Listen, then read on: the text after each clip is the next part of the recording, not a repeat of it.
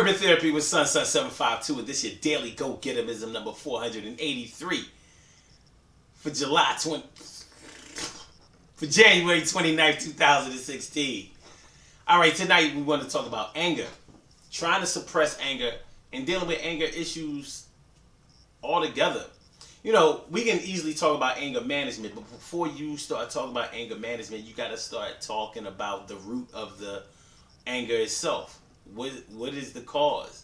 What causes a person to go through their life with a lot of bitterness, with a lot of anger, and more than likely, it stems out of being disappointed over and over and over again. When you're disappointed over and over and over again, you start to lower your expectations of what people can do to you or how they can help you. And unfortunately, it comes out in other ways that really shows your frustration, and sometimes people get the brunt of your frustration who don't really deserve it. And we don't really mean to abuse people, but when you're stuck in a rut, when you're down in a dark place in your life emotionally, it plays out a certain kind of way, and you know there's really little that you can do about it at certain times, you know. But you can get help. You can get help.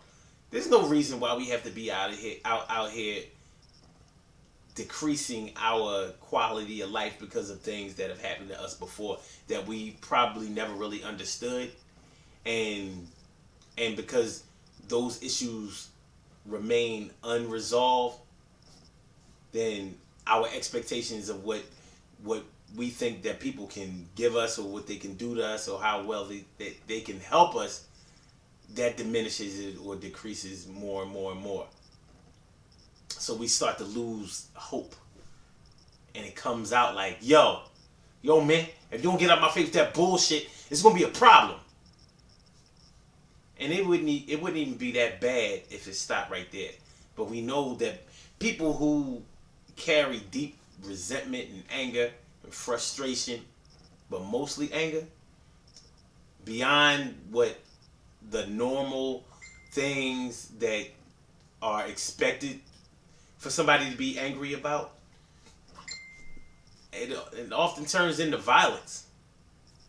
And as adults, you know that violent acts by other adults can't really take you too far other than incarceration or being put to sleep permanently. I mean, it's a bad place to be in. But the real problem is in the lives that we affect because of our anger.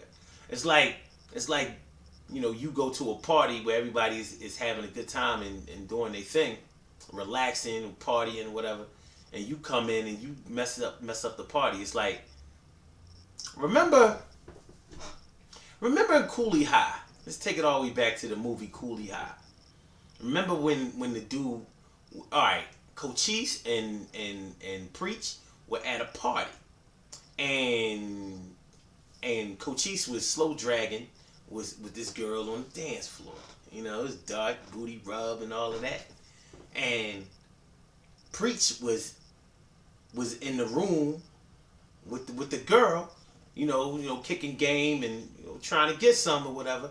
And Marcus came into the party. And when Marcus came into the party, the first thing that the girl said to him when he came, before she let him in, was, listen, we don't want no problem. We don't, if you're going to be coming in here, just pay your money or whatever, but we don't want no problem. We don't want no fighting. We don't want no bullshit. And Marcus was like, man, yeah, whatever. I think his name was Marcus. It was something with an M. Anyway, so he comes in and he gets into it with Cochise.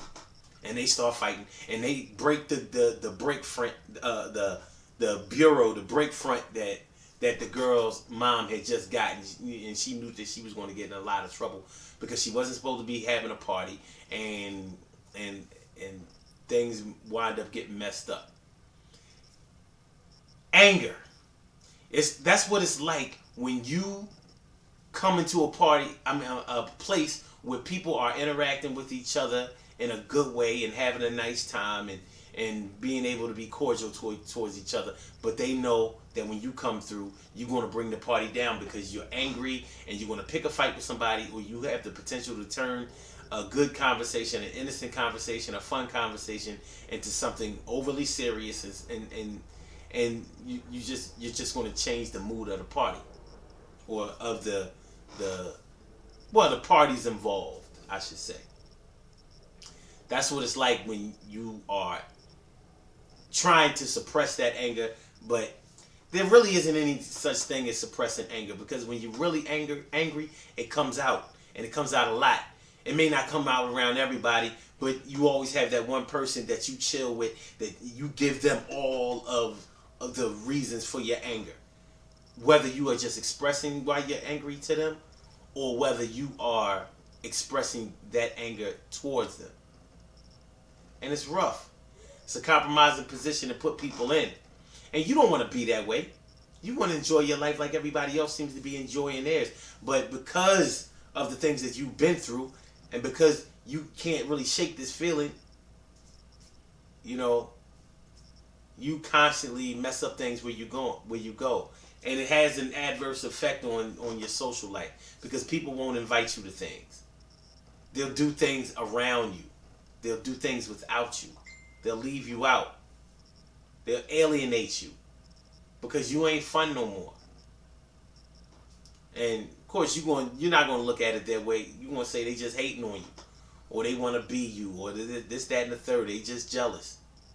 But it's not any of those things. The problem is you, and you have to get helpful for the problem that you have with anger. So you might need to get some counseling. There may be something deep-seated in you that's causing you to be that way. It could be something that happened to you when you were a child, or even as an adult, but you weren't able to shake it. And one of the reasons that you may not be able to shake it is because you may actually have some kind of clinical problem and need anger management. Unfortunately, a lot of people that need anger management counseling, because that's all anger management is, it's counseling. Unfortunately, a lot of people who receive anger management counseling receive it while they are incarcerated, or pending incarceration, or in order to avoid incarceration and to fulfill the obligations of or the provisions of your probation or parole. We don't want that. We do not need another black person in jail. We don't need that. We don't need that. So if you feel like you're in a rut and you really can't get out of it, you can't get past it, get help. Don't be ashamed to see a therapist. Don't be ashamed. If you work at a job and you have insurance or whatever, let them rock out for you and pay for that. You need to talk to somebody that you can trust. And once you get that anger monkey off your back, you can cross over to the opposite of anger, which is happiness. And you know you want that. Good things happen to those who wait. Great things happen to those who grind. And anything can happen to those who go for theirs. So go hard, go for yours. And remember, being an angry person ain't nobody that's fun to be around. And you want to be a person that people enjoy being around, because you want to be around people that you enjoy being around. But if you find yourself in a place where the people that you used to enjoy being around, or still enjoy being around, are the source of your anger, more than likely the anger is in you. And whatever is on the inside of you, especially when it's in here, it comes out through here. It comes out through your actions. And it can't always be everybody else's fault. Sometimes we just have to look at the man in the mirror, or the woman in the mirror. And we have to be honest with that person that we see in the mirror. We got to be honest with them.